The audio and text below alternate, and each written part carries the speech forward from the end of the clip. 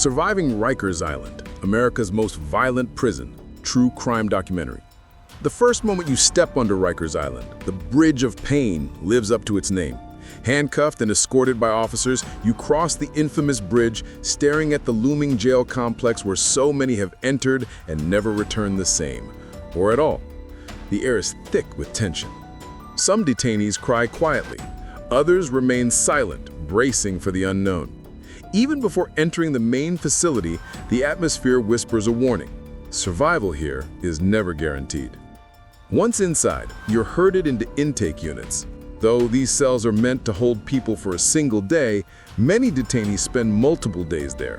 Overcrowding turns the small rooms into pressure cookers, with dozens of people packed together, sleeping on cardboard beds next to overflowing toilets. In 2021, the situation became so dire that some detainees had no choice but to use plastic bags as toilets while waiting for their assigned cells. There is no comfort, no privacy, no certainty. And if you think this is temporary, think again. Some inmates will spend months or even years trapped in this hellish cycle.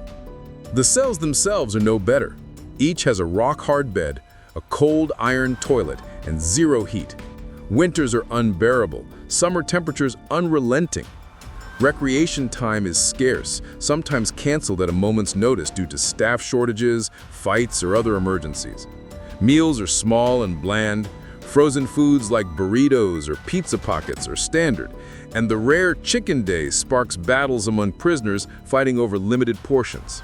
Guards often remain distant or hostile, and officers have reported being attacked with milk cartons or worse during meal distribution. Every simple act, like eating or showering, carries the risk of violence or humiliation. Gangs dominate the units. In 2022, a Dominican gang leader named Bacalao controlled his cell block entirely.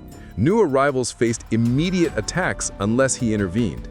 Similar power struggles existed across Rikers, including members of the Bloods like Sundance Oliver, who over 2 years assaulted 45 correctional officers and 3 civilians.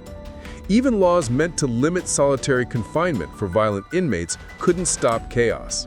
Survival here depends on quickly understanding which groups control the unit, knowing who to avoid, and sometimes bribing guards to ensure safety. At night, the noise never stops.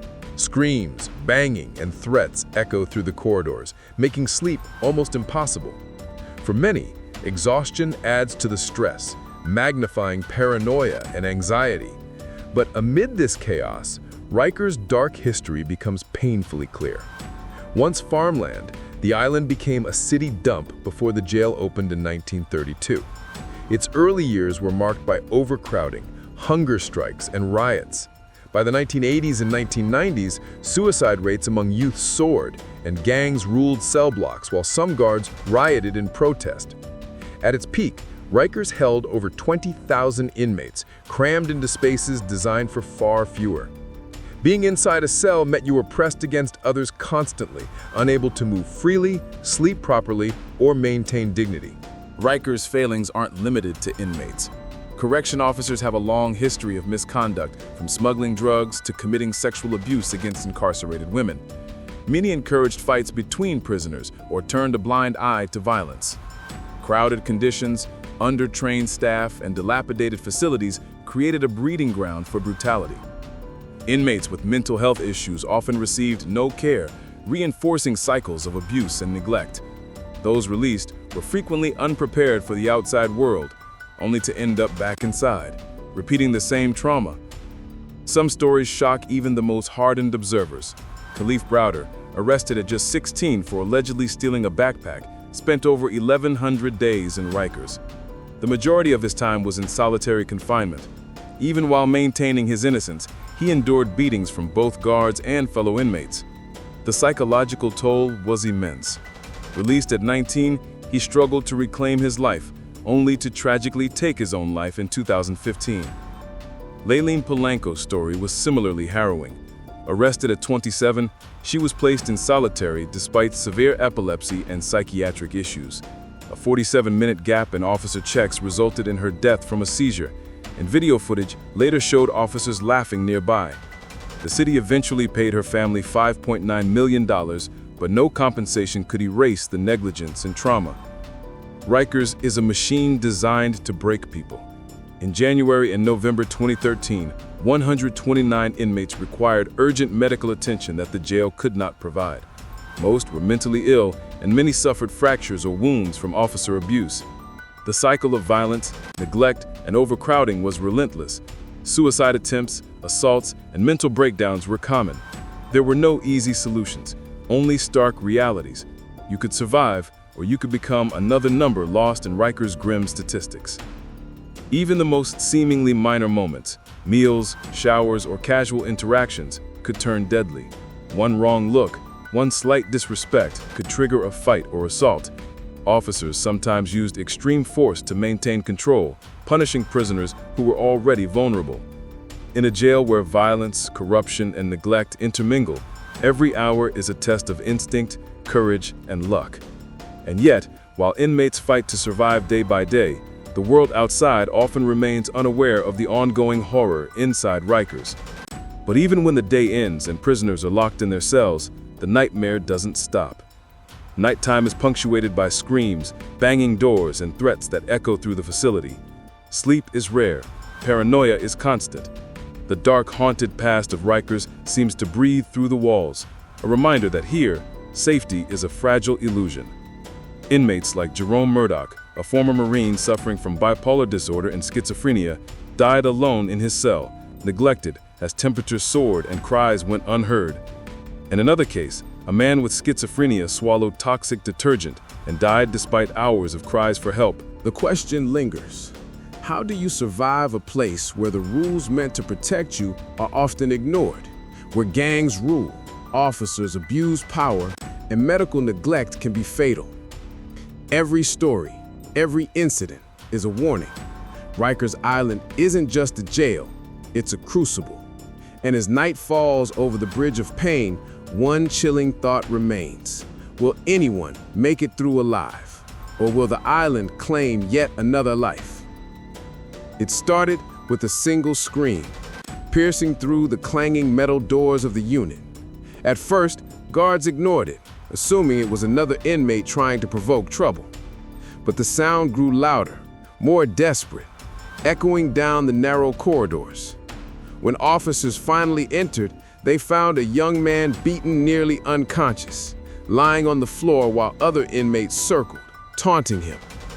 No one intervened, not the staff, not the inmates not involved. This was Rikers Island. Violence was routine, and sometimes being invisible was the only way to survive. Inmates learned quickly that rules mean little here. A man could be sent to solitary for arguing with the guard, or assaulted in the day room for wearing the wrong colors. Gangs enforced their own code. The Latin Kings, Bloods, and Crips have unofficial territories within certain blocks, and crossing into another gang's area could spark immediate retaliation. Even officers, despite training and experience, admit they are sometimes powerless. A fight could erupt in seconds, leaving staff and prisoners alike scrambling to survive.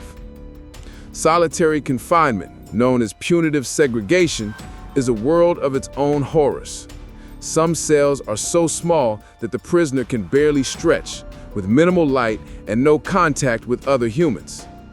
Inmates are locked in 23 hours a day, allowed only 1 hour for exercise, often under strict surveillance. While the city claims solitary is for dangerous offenders, it's frequently used as a tool for control, punishment, or to remove mentally ill inmates from the general population. Psychologists warn that prolonged isolation can cause severe anxiety, depression, hallucinations, and even suicidal thoughts. Khalif Browder's story remains the most infamous example, but countless others experience similar torment. Inside the general population, fights are a constant threat. In one incident, a single argument over a food tray escalated into a brawl involving 10 inmates, resulting in multiple injuries and hospitalizations. Officers sometimes respond with pepper spray or stun guns, but it rarely stops the underlying tension. Inmates are resourceful. Improvised weapons like broken glass, metal scraps, or sharpened toothbrushes are common. Survival often depends on alliances, finding the right friends, gaining favor with gang leaders, and knowing exactly when to stay silent. Medical neglect is another deadly reality. Many inmates enter Rikers with pre-existing conditions, but care is inconsistent. Staff shortages, administrative errors, and miscommunication frequently delay treatment. During the COVID-19 pandemic, for example, infected inmates were left in overcrowded cells with little access to masks or proper sanitation, fueling outbreaks. Even minor injuries like cuts or infections can escalate into life-threatening emergencies if ignored. Layleen Polanco's death in solitary confinement highlighted the dangers, showing that even high-profile cases often result in little accountability. The psychological impact is staggering. Being trapped in a noisy, violent environment with no privacy or autonomy erodes mental stability. Anxiety, paranoia, and depression are common, and coping mechanisms often involve withdrawal, aggression, or substance abuse.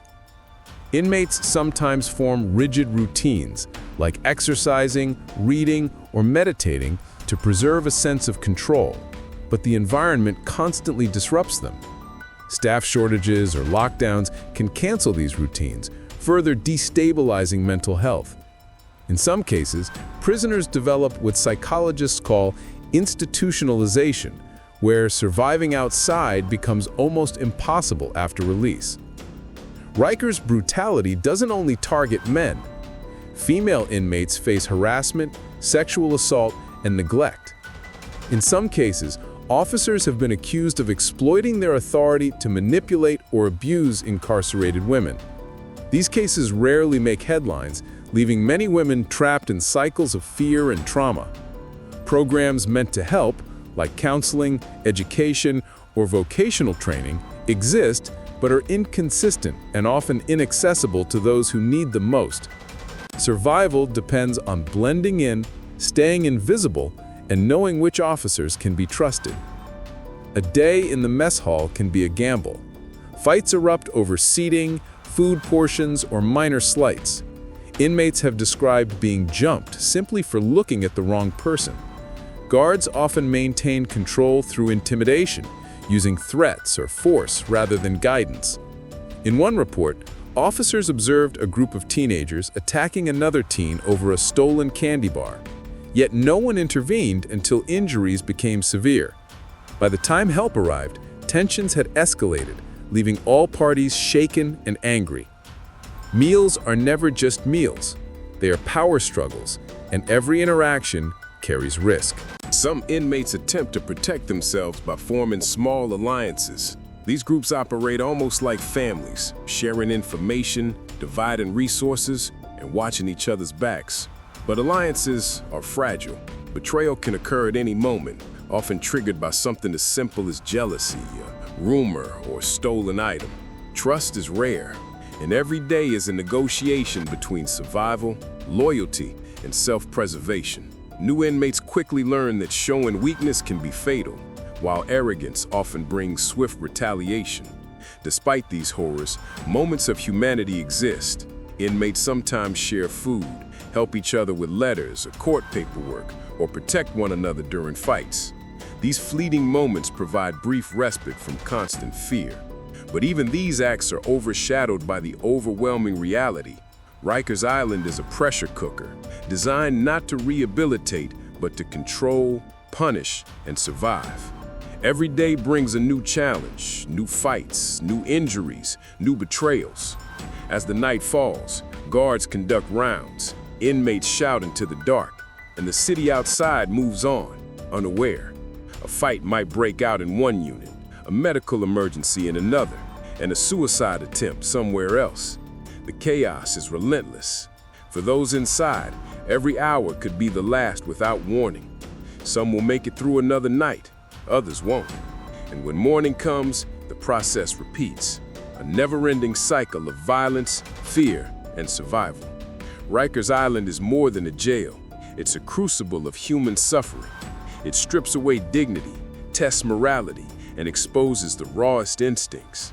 Inmates learn quickly, trust no one completely, stay alert constantly, and expect the unexpected. The bridge to freedom is narrow, uncertain, and often unreachable. And as another scream echoes through the corridors, it becomes clear that survival here is never guaranteed. Some walk out alive, others remain trapped, broken, or forgotten. The morning arrived, but it brought no relief. The air in the unit was thick with tension, a mix of sweat, fear, and anger. A fight had broken out overnight in another block, leaving 2 inmates critically injured. Word spread quickly through the corridors. In Rikers, news travels faster than guards. Every whisper could spark paranoia. Every glance could be misread as a challenge. Jamal, a new arrival, learned this the hard way. He had been careful, quiet, blending in as much as possible. But mistakes are easy here. A wrong look, a misstep, or simply being in the wrong place at the wrong time could result in brutal consequences. On this morning, Jamal walked into the common area, unaware that a gang had claimed it as their territory. A shove, then a punch, then a group of men surrounded him. He fought back, but there were too many. The officers arrived minutes later, but by then, Jamal was bleeding and bruised, his body a roadmap of the night's violence. Some inmates attempt to protect themselves by forming small alliances. These groups operate almost like families, sharing information, dividing resources, and watching each other's backs. But alliances are fragile. Betrayal can occur at any moment, often triggered by something as simple as jealousy, a rumor, or a stolen item. Trust is rare, and every day is a negotiation between survival, loyalty, and self-preservation. New inmates quickly learn that showing weakness can be fatal, while arrogance often brings swift retaliation. Despite these horrors, moments of humanity exist. Inmates sometimes share food, help each other with letters or court paperwork, or protect one another during fights. These fleeting moments provide brief respite from constant fear. But even these acts are overshadowed by the overwhelming reality. Riker's Island is a pressure cooker, designed not to rehabilitate, but to control, punish, and survive. Every day brings a new challenge, new fights, new injuries, new betrayals. As the night falls, guards conduct rounds, inmates shout into the dark, and the city outside moves on unaware. A fight might break out in one unit, a medical emergency in another, and a suicide attempt somewhere else. The chaos is relentless. For those inside, every hour could be the last without warning. Some will make it through another night, others won't. And when morning comes, the process repeats, a never-ending cycle of violence, fear, and survival. Riker's Island is more than a jail. It's a crucible of human suffering. It strips away dignity, tests morality, and exposes the rawest instincts. Inmates learn quickly, trust no one completely, stay alert constantly, and expect the unexpected. The bridge to freedom is narrow, uncertain, and often unreachable. And as another scream echoes through the corridors, it becomes clear that survival here is never guaranteed. Some walk out alive, others remain trapped, broken, or forgotten. The morning arrived, but it brought no relief. The air in the unit was thick with tension, a mix of sweat, fear, and anger. A fight had broken out overnight in another block, leaving 2 inmates critically injured. Word spread quickly through the corridors. In Rikers, news travels faster than guards. Every whisper could spark paranoia. Every glance could be misread as a challenge. Jamal, a new arrival, learned this the hard way. He had been careful, quiet, blending in as much as possible. But mistakes are easy here. A wrong look, a misstep, or simply being in the wrong place at the wrong time could result in brutal consequences. On this morning, Jamal walked into the common area, unaware that a gang had claimed it as their territory. A shove, then a punch, then a group of men surrounding him. He fought back, but there were too many. The officers arrived minutes later, But by then, Jamal was bleeding and bruised, his body a roadmap of the night's violence. It was not unusual. Some prisoners carried scars from years inside these walls. Others had just arrived, their bodies and minds unprepared for the brutality. Survival required strategy as much as strength. Alliances had to be carefully chosen, threats measured, and trust given sparingly. And yet, despite the rules, chaos always found a way to seep in. Beyond the immediate danger of fights, there was another threat: power. Within the walls of Riker's, influence was currency. Gang leaders, seasoned inmates who had spent decades inside, ruled territories and manipulated both prisoners and guards. They controlled access to drugs, cigarettes, and even favors. Officers often turned a blind eye, knowing resistance was futile. For many newcomers, the realization was harsh. No one really controlled the jail. It was a microcosm of the streets, and the strongest, most ruthless, and smartest survived. But today, the tension escalated beyond normal levels. A rumor spread that a powerful inmate nicknamed Big T had smuggled a weapon into the unit. Panic spread, whispers turning into warnings, warnings into outright fear. Officers increased their presence, but inside, the prisoners were on edge. Eyes darted constantly, hands gripped improvised weapons, and silence hung heavy, broken only by sudden shouts. Suddenly, chaos erupted. A fight broke out near the shower area, quickly escalating into a brawl involving nearly a dozen men. Jamal ducked, narrowly avoiding a flying stool. The sound of fists hitting flesh, the shouts of pain, and the clanging of metal doors created a symphony of violence. Guards shouted orders, but it was too late. The fight was a storm, a torrent of rage and desperation, and the rules of survival were the only guide. In the middle of the chaos, Big T emerged. He was a man who had spent years building influence, and his presence alone commanded attention. He moved with precision, hitting with brutal efficiency, and the weaker inmates scattered. Some begged for mercy, others attempted to fight, but few could match him. And then, just as suddenly as it began, he stopped. The unit fell silent, the tension still palpable, but a temporary calm had returned. Jamal was bruised, bloodied, but alive. He had survived, but he understood now the rules of this place in a way he never could have imagined. Riker's was not just a jail, it was a battlefield, a test of endurance, and a place where the line between life and death was razor thin. Each day was a struggle, and each night brought new threats. Those who could not adapt, those who could not learn the hidden codes, would pay the price. As the day drew to a close, the officers began their final rounds. Inmates returned to their cells, some nursing injuries, others plotting the next move. Jamal sat on his bunk, staring at the peeling paint on the wall. He had come in thinking he could survive by keeping his head down, but survival required more than silence. It required awareness, cunning, and sometimes ruthlessness. Outside the bars, the city moved on, oblivious to the human suffering within. Families waited for visits that might never come. Court dates approached that could decide lives, and rumors of corruption and neglect continued unchecked. Inside, the cycle of violence and survival never ended. And as Jamal closed his eyes that night, listening to the distant screams and the clanging of metal doors, he realized one chilling truth. Riker's Island didn't just test your body, it tested your mind, your morals, and your very soul. Some would survive, hardened and weary, while others would break, forgotten and lost to the shadows. In this place, every breath was a gamble, and every moment could be your last. Tonight, the jail slept uneasily, but tomorrow would bring new fights, new betrayals, and new survivors. And for Jamal, the hardest lesson had just begun. In Rikers, the only certainty is that nothing is certain at all.